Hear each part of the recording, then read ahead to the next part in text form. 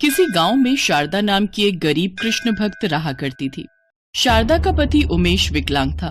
उसका एक पैर खराब था। घर की सारी जिम्मेदारी शारदा के ऊपर थी। माँ जी, थोड़ा आटा रखा था, मैंने रोटी बना दी है, आप भी खा लेना और बच्चों को भी दे देना। रोहित के पापा को मैंने दे दी है, मैं मंदिर होती हुई काम पर चली जाऊंगी। बहू, तू भी कुछ खा लेती। माँ, मैंने 2 रोटी बांध ली है, वहीं खा लूंगी। शारदा एक सेठ के घर सफाई का काम करती थी। सेठानी का स्वभाव बहुत ही खड़ूस था। वो हमेशा शारदा को डांटती रहती थी। शारदा, ओ शारदा, आज फिर तू देर से आई है। ये तेरा रोजाना का देर से आना तेरी आदत बन गई है। नहीं मालकिन, मैं तो रोजाना समय पर आ जाती हूँ। आज हरि मंदिर में आरती चल रही थी तो मैंने सोचा कि आरती एक बार पूरी हो जाए तो उसके बाद भोग का प्रसाद लेकर ही जाऊंगी। ये हरि मंदिर का भगवान कृष्ण का प्रसाद लेकर आई थी। ना बाबा ना, तेरे हाथ से प्रसाद खाकर मुझे अपना धर्म थोड़ी भ्रष्ट करना है। मैं सुबह सुबह नहा धोकर पहले ही पूजा पाठ कर चुकी हूँ।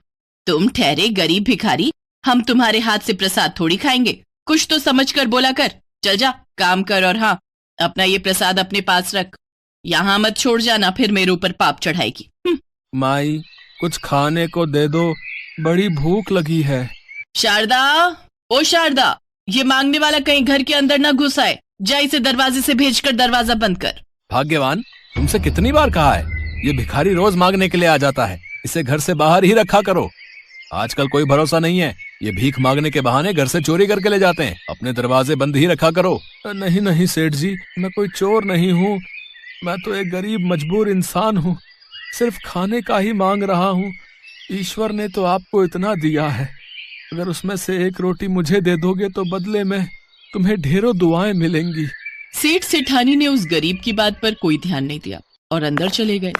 शारदा उस गरीब भिखारी के पास गई और बोली, बाबा, ये लो, मेरे पास ये 2 रोटी और भगवान कृष्ण के मंदिर का थोड़ा प्रसाद है, ये आप ले जाओ, आप खा लेना। पर बेटी, तुम मुझे अपनी रोटी और खाने का प्रसाद दे दोगी तो तुम क्या खाओगी? बाबा, मेरा घर पास में ही है, मैं यहाँ काम करके घर चली जाऊंगी तो थोड़ा बहुत घर जाकर खा लूंगी। जीती रहो बेटी, तुम बहुत दयालु हो। मेरे पास तुम्हें देने के लिए पोटली में ये थोड़े से चावल के दाने हैं।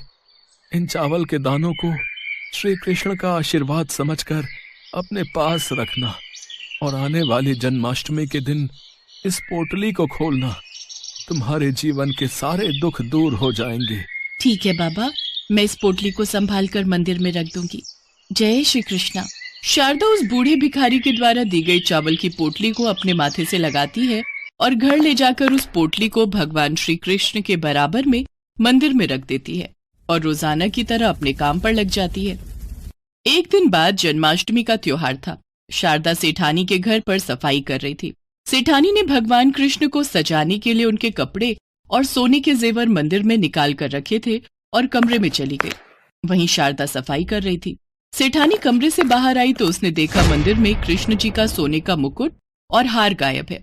सेठानी शोर मचाने लगी, सुनिए, मैंने भगवान श्री कृष्ण का मुकुट और हार यहीं रखा था।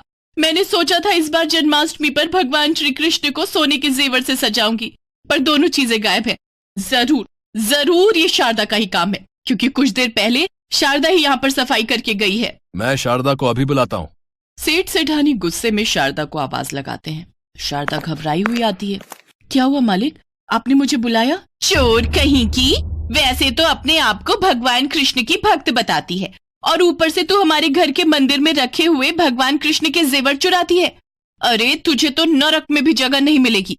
सुनो जी, अभी के अभी पुलिस को बुलाओ और इसे बंद करवा दो। हाँ, यही ठीक रहेगा, ऐसे तो ये सीधी तरह नहीं बोलेगी। नहीं नहीं मालिक, मालकिन मैंने कोई चोरी नहीं की, मेरे ऊपर विश्वास कीजिए। भगवान कृष्ण जानते हैं कि मैं उनके जेवर कभी चोरी नहीं कर सकती। मुझ पर दया करो सेठ जी, मुझे पुलिस के हवाले मत करो। मुझ पर रहम करो सेठ जी, मुझ पर रहम करो।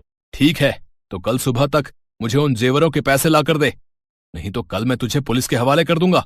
शारदा रोती हुई घर चली जाती है। अगले दिन जन्माष्टमी का त्योहार था। शारदा बहुत रो रही थी। शारदा रोती रोती भगवान कृष्ण के मंदिर में बैठ जाती है। तभी उसकी नजर उस पोटली पर जाती है जो पोटली वो बाबा देकर गए थे। बहू, ये तो वही चावल की पोटली है जो तुझे उस दिन उन बाबा ने दी थी और तू बता रही थी, उन्होंने कहा था कि ये पोटली जन्माष्टमी के दिन खोलना तो तेरी सारी मुश्किलें दूर हो जाएंगी।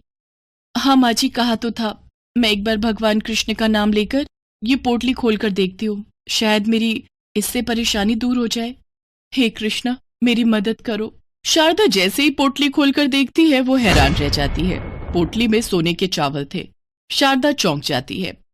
माँ जी, इसमें तो सोने के चावल हैं। हे श्री कृष्ण, ये आपका कैसा चमत्कार है? बहू, ये तेरी पूजा और भक्ति का फल है जो भगवान कृष्ण ने तुझे दिया है।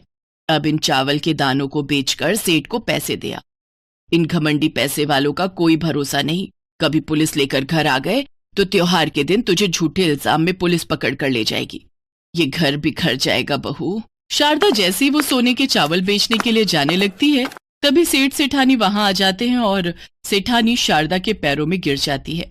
शारदा, मुझे माफ कर दो, मैंने तुम्हें नहीं पहचाना। तुम तो भगवान कृष्ण की सच्ची भक्त हो। कल रात मेरे सपने में भगवान कृष्ण आए और उन्होंने मुझे कहा कि मैंने तुम पर झूठा इल्जाम लगाकर उन्हें नाराज किया है। और आज सुबह जब मेरी आंखें खुली तो मैंने ये जेवर देखे। ये मैं अलमारी में रखकर भूल गई थी। अलमारी खोलते समय मुझे दिखाई पड़े। मैं समझ गई कि भगवान कृष्ण मुझे सपने में क्या इशारा देना चाहते थे। मुझे माफ कर दो शारदा, मुझसे बहुत बड़ी भूल हो गई। सेठानी जी, सेठ जी, आपने अपनी गलती मान ली, ये काफी है। और भगवान कृष्ण तो अपने भक्तों से कभी नाराज नहीं होते, वो आपको माफ कर देंगे।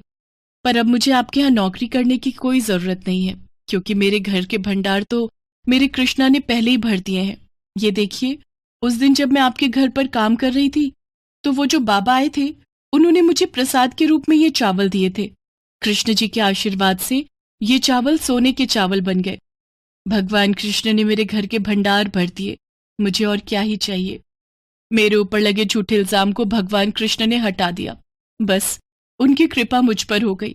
जय श्री राधे कृष्णा, आपकी सदा। सेठ सेठानी माफी मांगकर वहां से चले जाते हैं। उस दिन के बाद शारदा को कभी भी गरीबी में नहीं जीना पड़ा। शारदा के जीवन में उन सोने के चावल से वैसी ही खुशियां आ गई जैसे भगवान कृष्ण ने अपने प्रिय मित्र सुदामा के जीवन से गरीबी को दूर करके सुदामा का जीवन सुखमय किया था।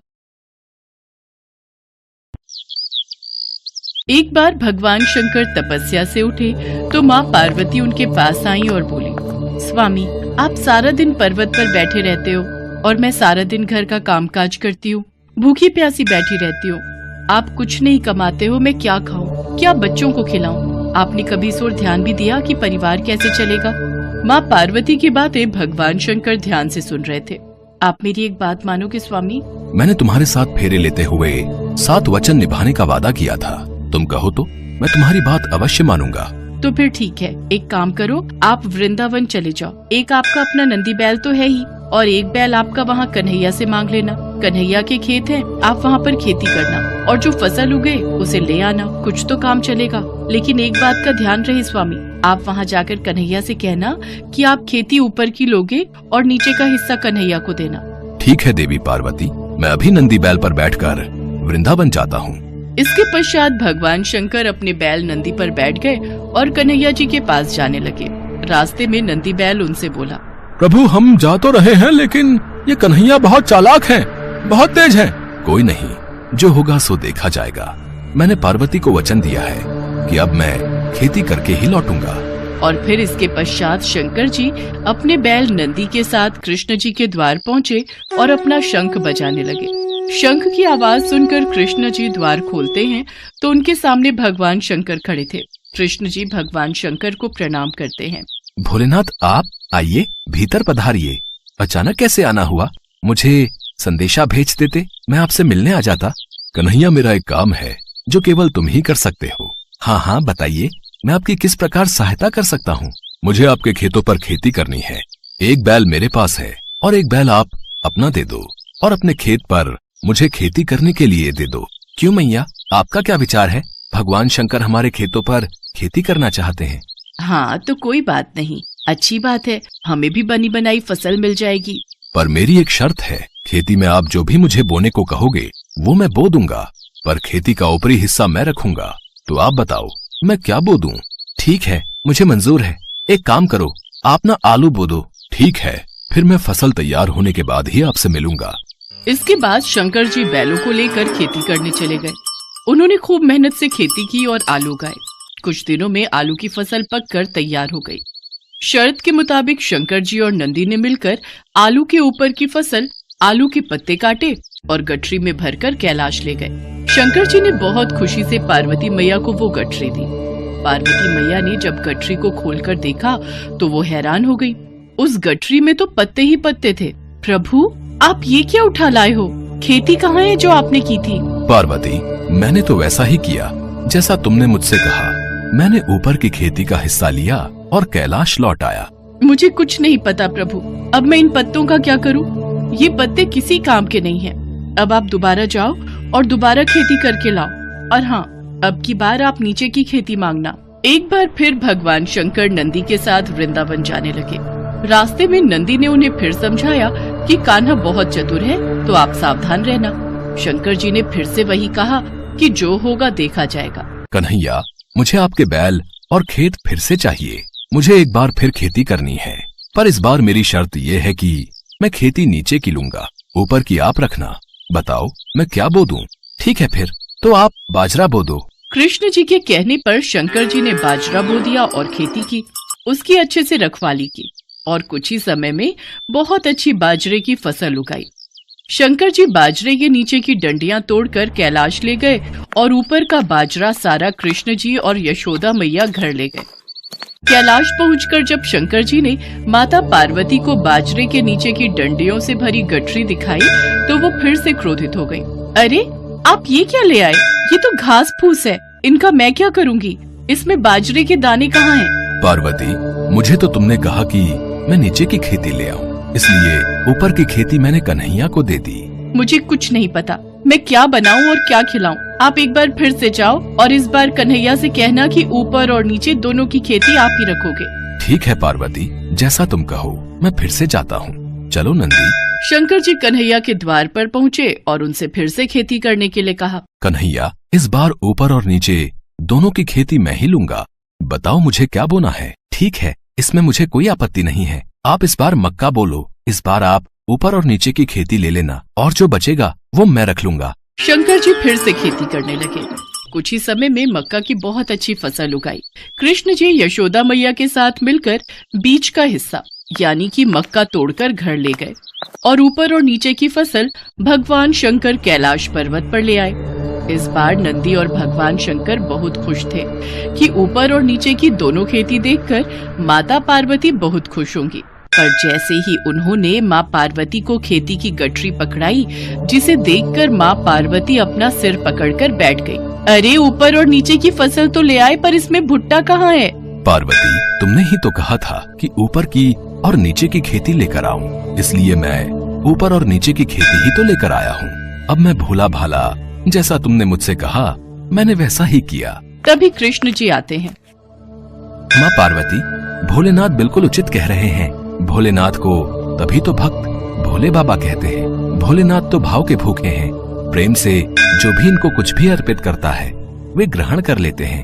आप धन्य हैं भोलेनाथ। माँ पार्वती, भोलेनाथ के द्वारा की हुई खेती मैं ले आया हूँ, इसे स्वीकार कीजिए। माँ पार्वती देखती हैं कि भगवान भोलेनाथ ने तो बहुत ही बढ़िया खेती करके आलू, बाजरा और मक्का उगाया था। वो खुशी से फूली नहीं समाती। कुछ भी कहिए स्वामी, पर आपने नंदी और कान्हा के बैलों के साथ मिलकर बहुत बढ़िया खेती की है।